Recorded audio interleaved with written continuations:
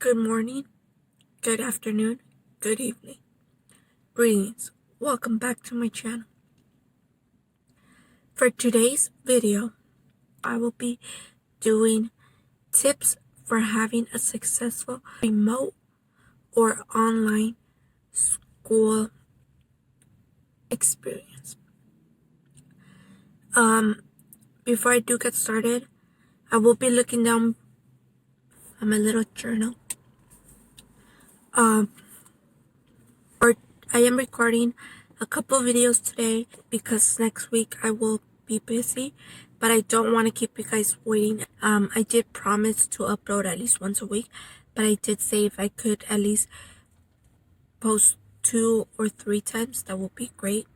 But I do promise at least once a week. Trying my best to upload multiple times a week.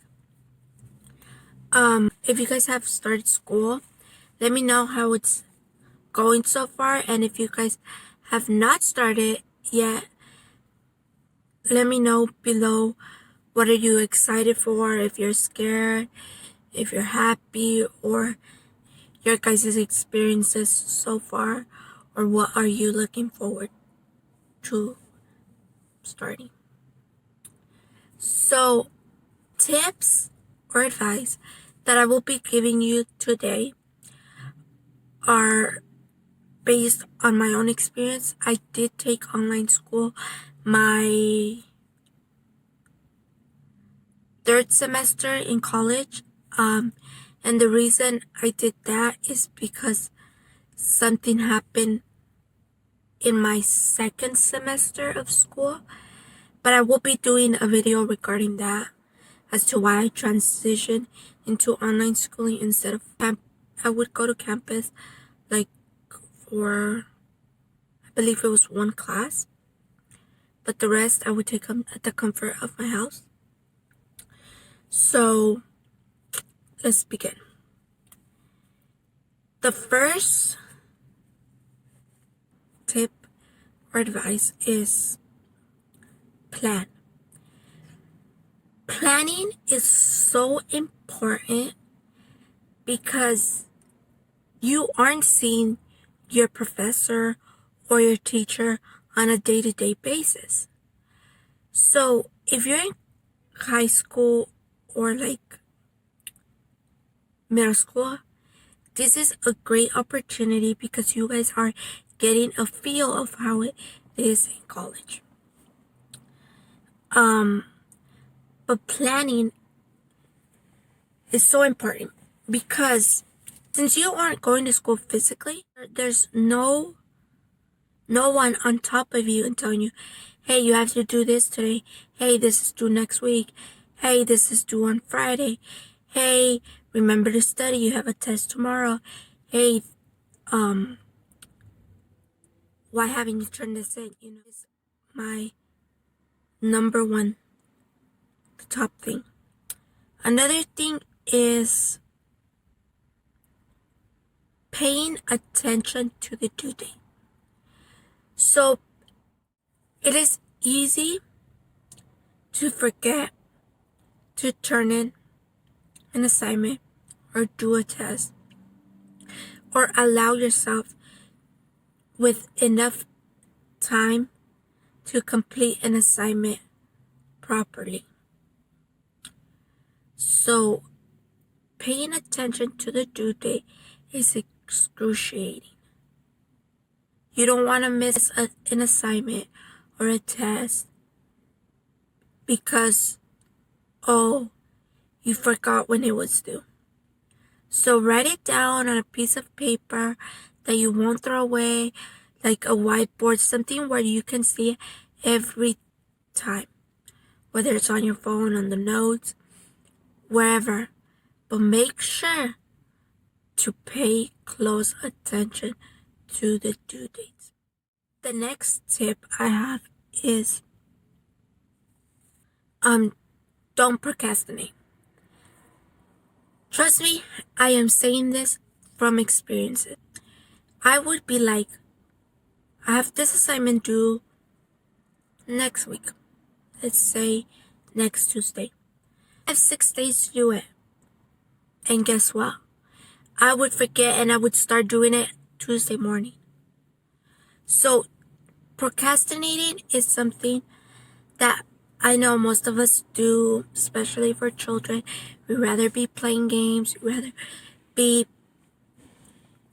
doing anything else rather than homework. So procrastinate was that do not procrastinate.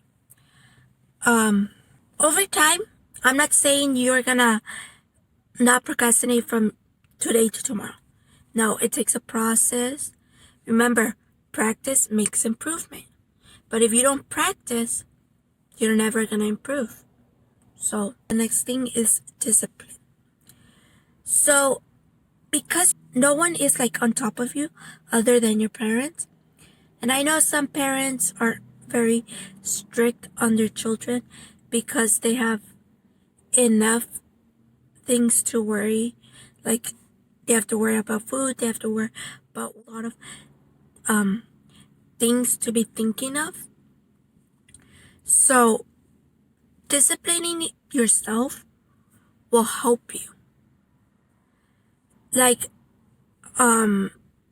making sure you have a set time to do stuff, to complete an item. I'm not saying being strictly disciplined with yourself. I'm not saying like, oh, have a steady schedule like if you were at school. No. Just little by little, practice will make improvement. And you will see the difference when you're disciplined than when you're not disciplined.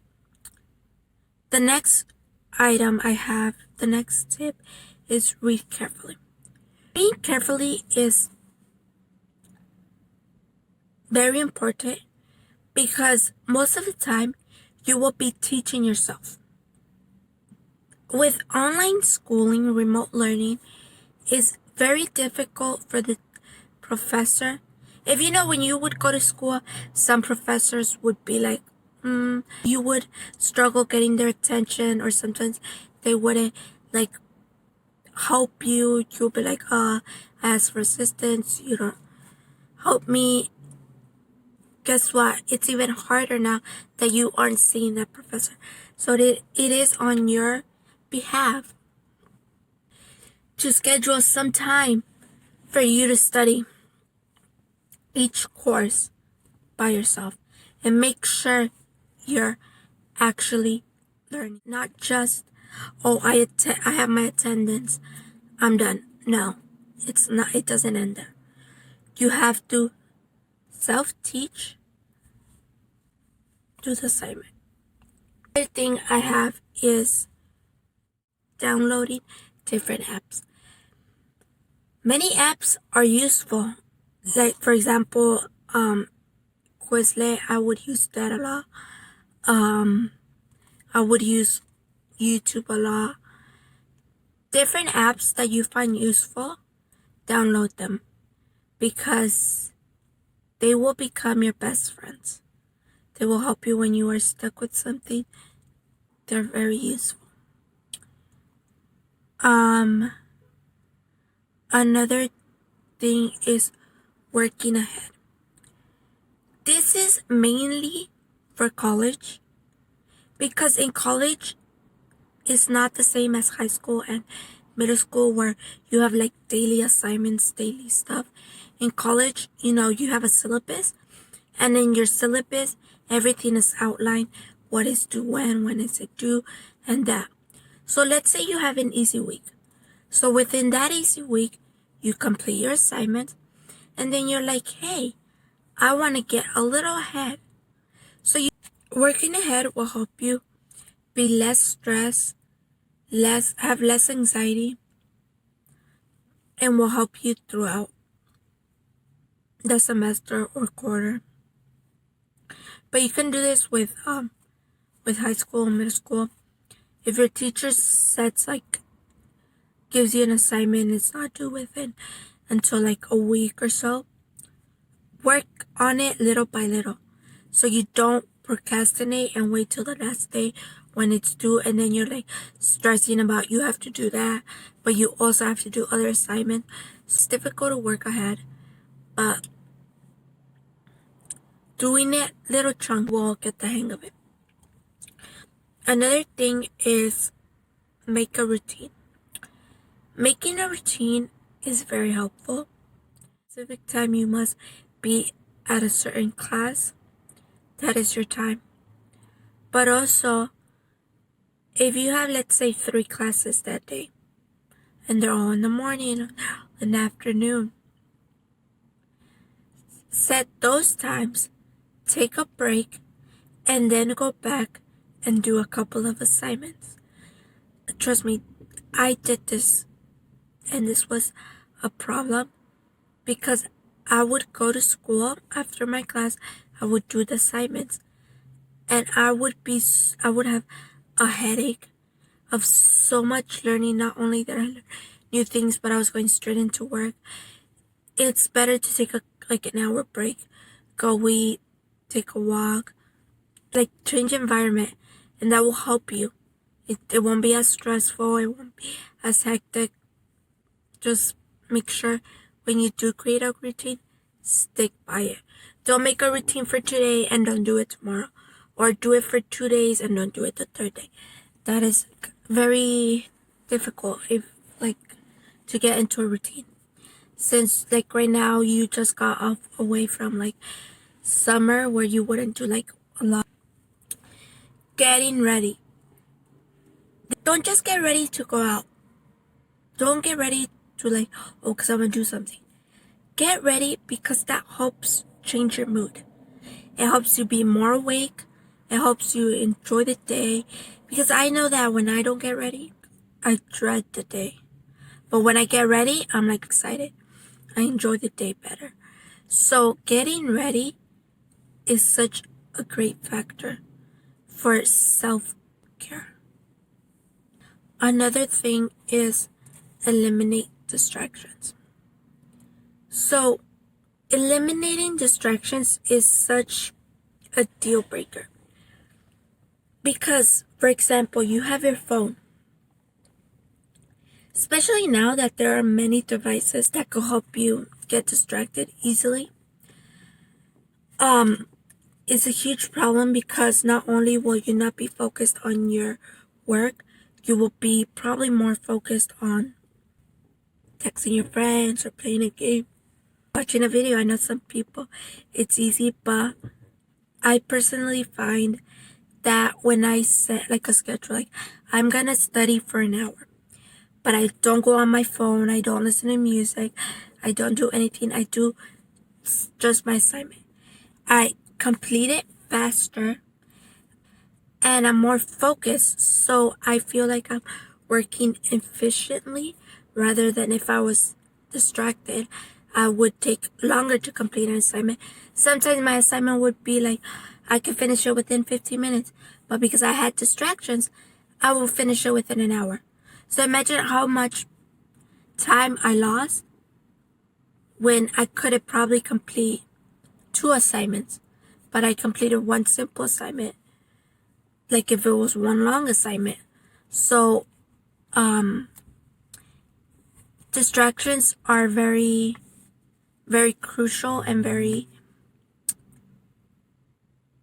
I know sometimes you won't find them distracting you, but trust me, try it for 1 day, for 1 class, and you will see the difference. The next thing is submit assignments early.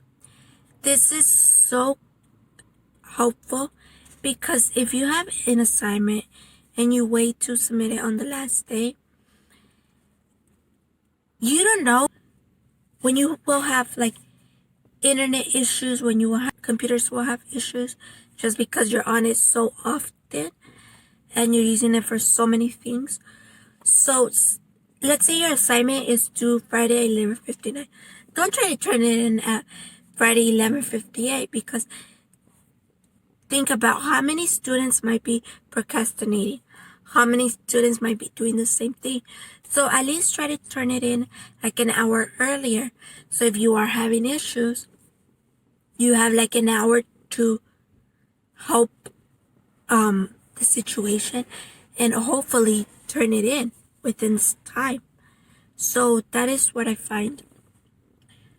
it's a very great habit to have is by turning in your assignments on time so you don't run into any issues, whether it's internet issues, whether it's computer issues, whether it's the website's issue. That was one less thing to think about. Another thing is communication. Communication with your professor or teacher is so beneficial, not just to yourself, but to the professor, because it shows to your professor how much you actually care about your education and your assignment. Like, you're actually taking the time to saying hey professor, I need help with this, or hey professor, I need extra time on this. And if you have a great communication with your professor, most of the time your professor will extend the deadline for you. So it'll be like a win-win for yourself, and your professor will actually get to know you. And that is one more recommendation you could have when you apply for a job. You could write them down as your reference, so they will speak great upon you. That is something I live by. I always try to create connection with my professor, and it's gone pretty well so far. So the last, taking care of yourself, because you are doing remote learning and online, is such an important factor. If you're not healthy, if you're not happy, it will be such a difficult moment and time for you to be your best at school. So remember to always take care of yourself. Take a walk, eat healthy, do a little bit of exercise, take breaks. So let's say you work for 20 minutes, you take a 5-minute break, or you work for 30 and you rest for 10. That is very helpful. Don't overdo yourself. Don't work 4 hours straight, because you are putting your brain will be overwhelmed, your eyesight. All the advice I have for you, and these are advices that I actually learned from my own experience from doing online schooling. I did do remote learning prior to quarantine, so quarantine did hit and we had to switch to remote learning. It wasn't as difficult decision for myself because I have already done remote learning, so it was a pretty easy transition. But I know many this is your first time and you are getting overwhelmed, stressing, anxiety. But if you have any other advice, any other questions, leave them and I will try to answer to the best of my ability and give you any further tips or advice for having a successful journey. I understand that this is a tough journey, but it's not impossible. You will get through it. I am here for you. I believe in you. I hope you guys liked this video. If you did, don't forget to like, comment, share, and subscribe. Don't forget to turn on that little bell icon so you can get a notification every time I upload a new video. Until next time, guys, I love you and stay positive. Bye.